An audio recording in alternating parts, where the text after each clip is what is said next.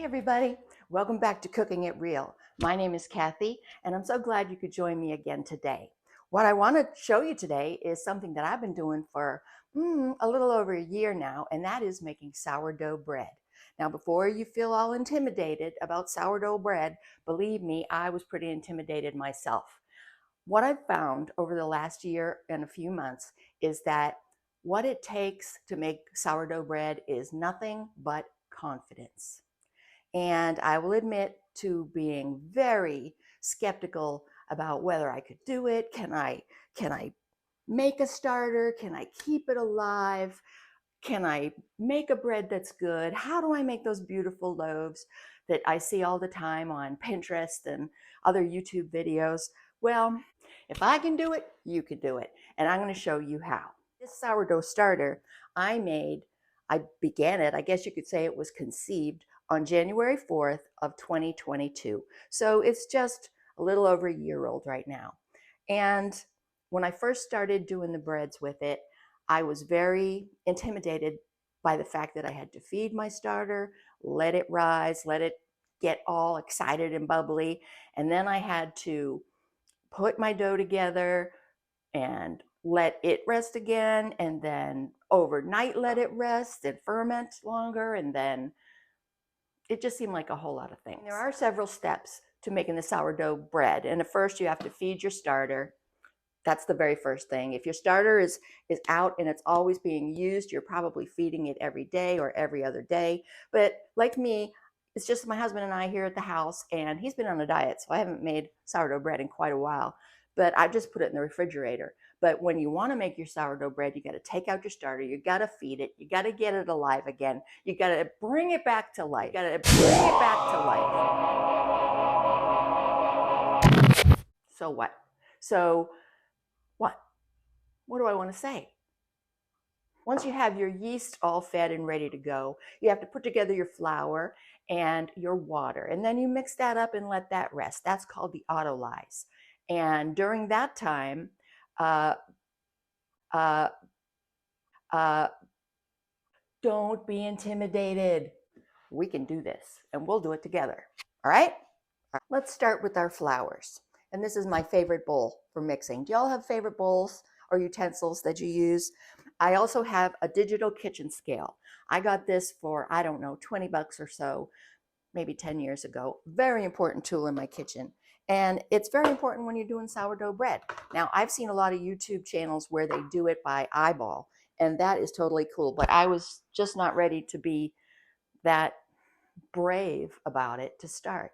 So I found one recipe from one YouTuber. I don't know his name, but his channel is called Home Pro Cooks. And I have been following his recipe with a few tweaks ever since. So we measure in kilograms. So I put my bowl on, I turn on my scale. It sets automatically to 0, and then we start with the flours. I like to use a combination of flours. Today I'm using all-purpose white flour and also bread flour. And I like to do a 50-50 mix. I want 500 grams of all-purpose flour and 500 grams of the bread flour. Now you could make any kind of ratio you want, and you might decide to do that after working for a while on making breads. You'll have your own way to do it. I'm at 383 right now, 427. I think I have enough in here. Let's see, 501. And you know, you don't have to be completely precise with these measurements. Zero out my scale one more time. And now for the 500 grams of bread flour. And this is going to make 2 loaves. What I'm going to do is I'm going to make one, just a regular white sourdough loaf, and the other one I'm going to turn into raisin bread. All right, let's see, 475, 489, 490, 503, good enough. There are ratios involved in doing the flour to water, and it's called the hydration ratio. And the young man who I watched on his channel does an 80% hydration. So for 1,000 grams of flour, you need 800 grams of water. Now, I'll just tell you right away that water is way heavier than flour, so you're not going to need an equal volume. So let's just start pouring and see where we're at.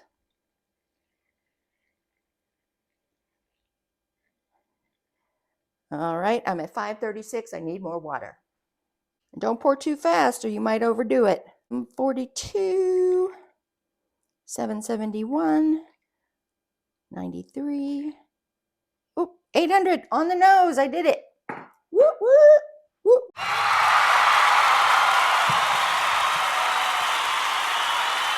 Amish stirrer paddle thingy. And we just mix all this up.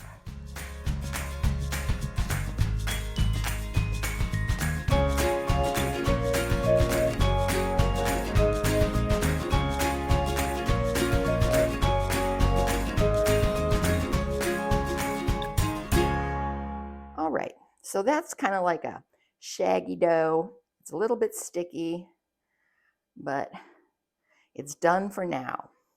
Now what you're going to do is you're going to put a damp tea towel over the top and let it rest for 45 minutes. That's the autolyse, where the flour and the water come together and get to know each other and hang out together and decide they like each other and decide they want to get together and make some bread. So here's my cloth, and I'm going to set my timer for 45 minutes, and we're going to say nighty night for now. It's a little 45-minute rest. Ta-da! Doesn't look any different, does it? Now it's time to add the starter and the salt. Now we're going to turn on our scale again, zero it down to 0 kilograms, and for this we want to add 20 grams of salt. This is just regular kosher salt.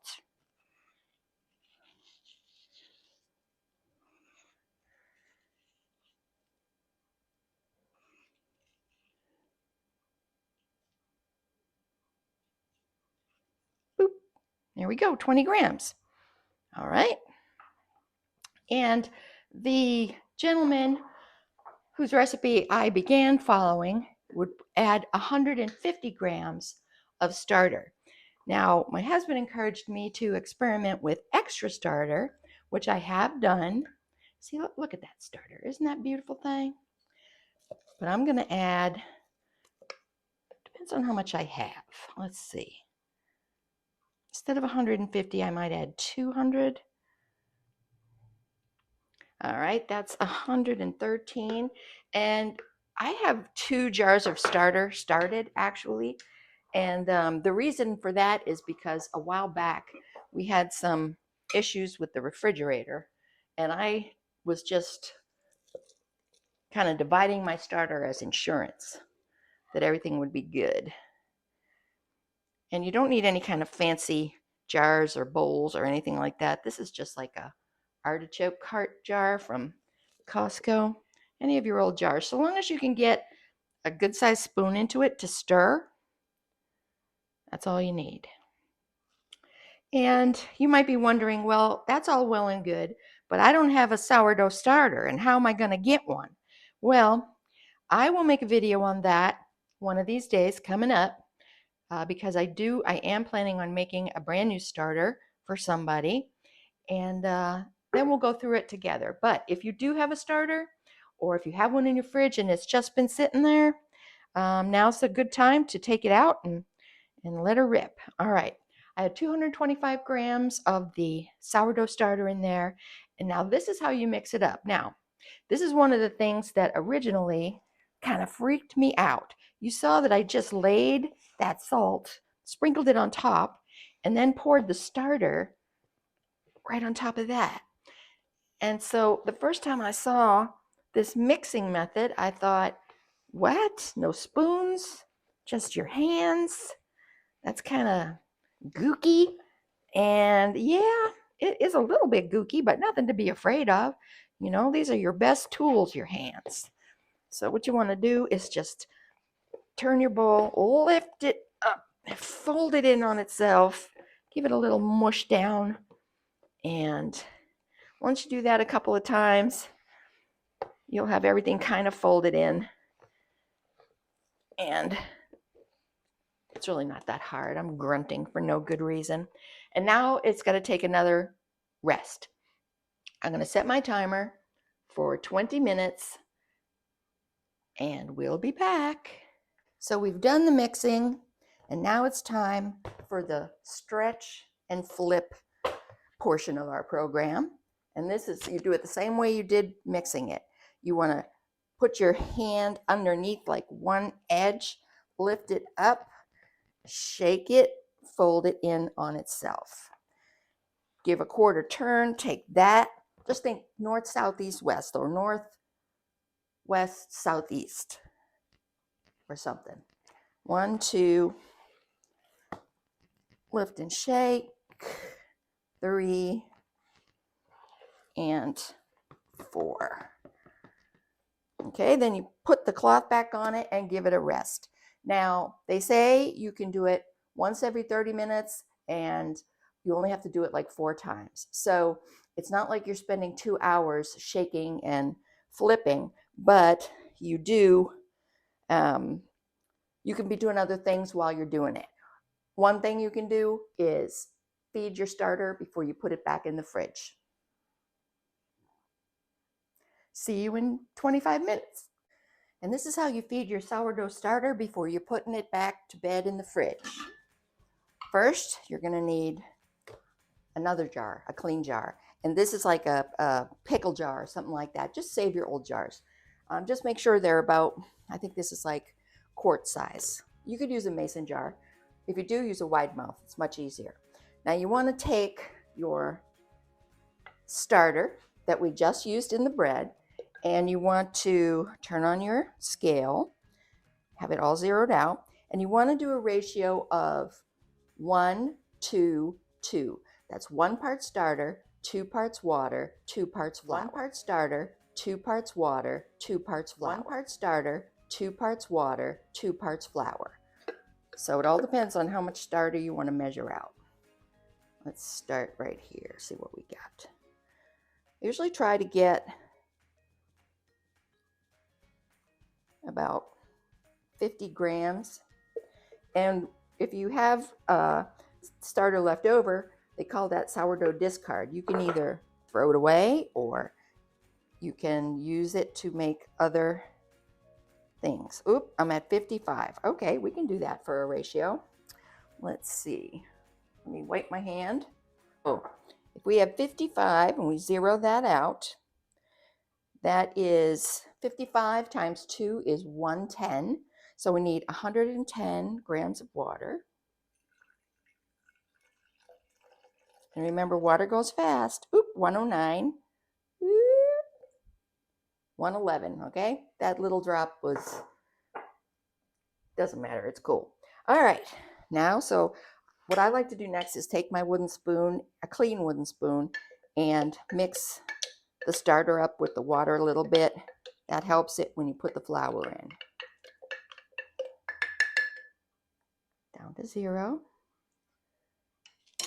Now 110 grams of flour. So we're doing 1, 2, 2. And I recommend using a small, like a quarter cup measuring cup or a big spoon. Ooh, 109. 111. Fair enough. All right. Now take your spoon and just mix, mix, mix, mix, mix. Get it all mixed up like that. If you want, you can put a date on the outside of your jar so you know how long it's been in the fridge. If you use it once a week or once every couple of weeks, it's going to be just fine. When you take it out of the fridge, if there's any gray liquid on the top, that's normal. In fact, it's a good sign. It means that your starter is still alive, but it also means that it's hungry. So you want to pour that off and feed your starter. Ooh, love that goop. All right, so now we're still waiting for our next fold and stretch and fold. So we're going to put the cover on this guy and get him in the fridge, and we'll see him next time.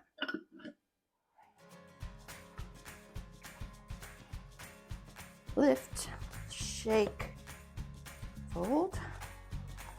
Lift, shake, fold. Lift, shake, fold. Lift, shake, fold.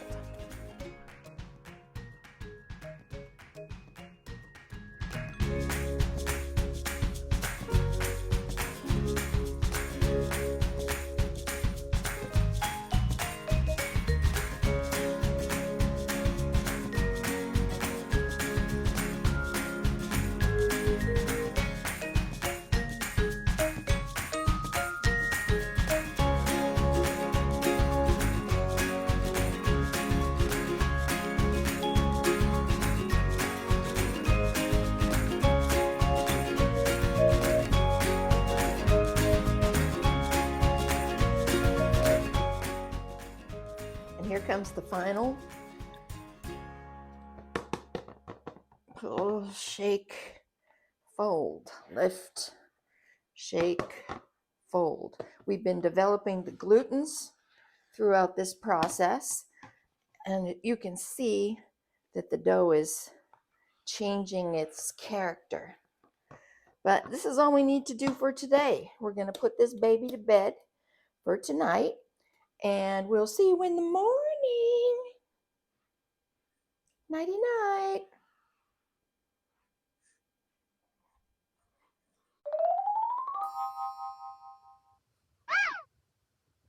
All right, let's get a little flour down, or a lot of flour down. This dough is a little bit sticky.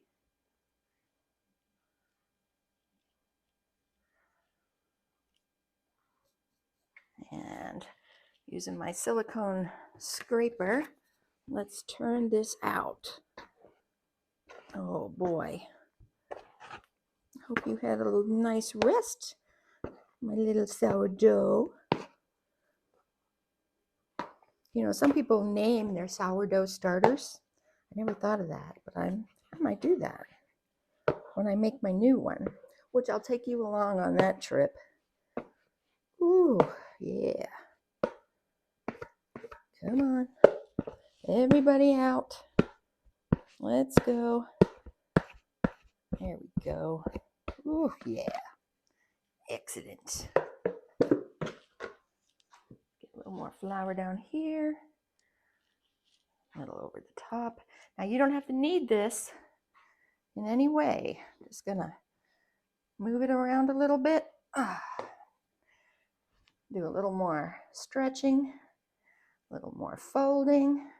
Not folding, I'm not gonna fold it. Just stretch it. I am gonna turn it into 2 loaves though. So I want to cut it, and I'm gonna cut it right down the middle like that. It doesn't have to be exact. I'm just eyeballing here.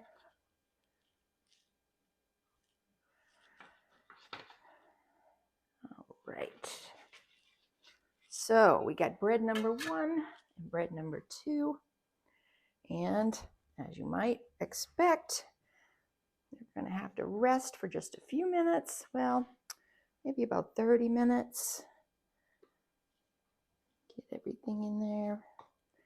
And then I'll show you how I form them and get them in their pans. All right, we'll be back in just a bit. Let's cover these babies up one last time. Boop.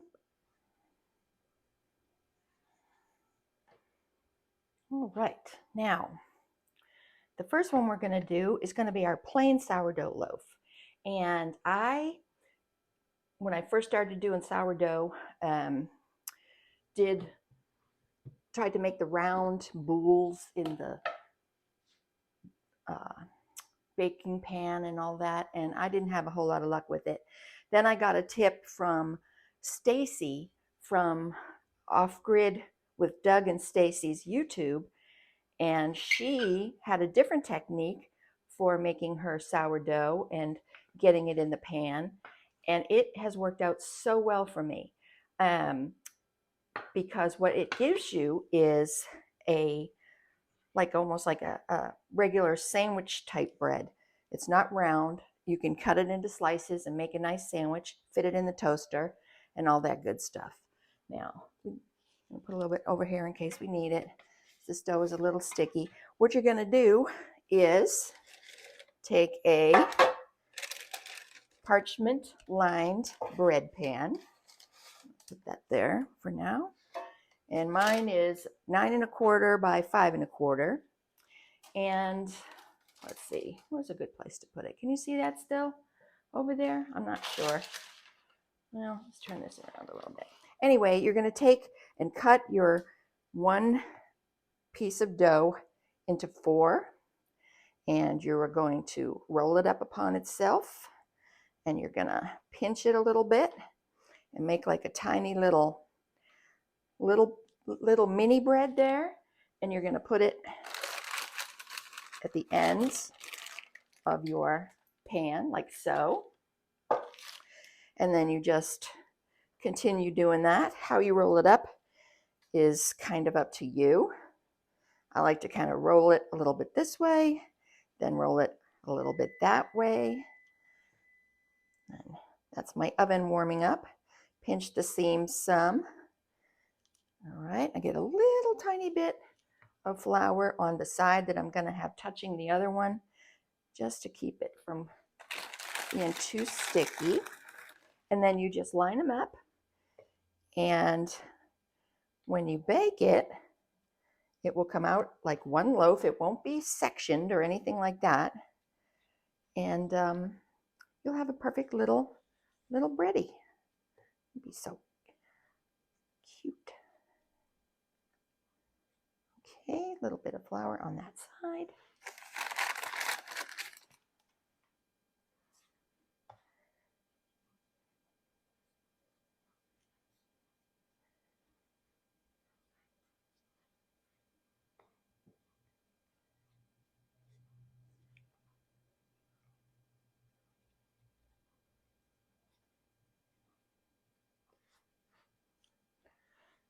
All right, now this one is done. Ta-da! Now this one, I told you, was going to be raisin bread. Well, come to find out, my husband ate all the raisins, so it's going to be craisin bread. So I do have a bag of dried cranberries, craisins. Ooh, this is a sticky one. So we're going to use that instead. Now, this one we're going to do a little bit differently. This one I'm going to pull out, spread it out like this, make like kind of a rectangle. I'm going to use about 1/4 cup of just plain white sugar. You can use brown sugar. You can use coconut sugar. You can use any kind of sweet sugar, as Caleb would say. And you know what? I don't even think I'm going to use the whole 1/4 cup. A 1/4 cup is 4 tablespoons, and I think I'm just going to go with 2 tablespoons. Yeah, maybe even less than that. Woo! Doesn't have to be super sweet because the craisins are sweet. I also like to shake some cinnamon in. That gives a great flavor. Cinnamon is good for you. Probably all in all, that would be about a teaspoon, maybe a teaspoon and a half of cinnamon. You really, you can eyeball it. All right, and I think this is about a 1/4 cup, maybe a 1/3 cup of the craisins. And I'm just going to sprinkle them on. Oh, it smells good already. Yeah. And just spread them out a little bit.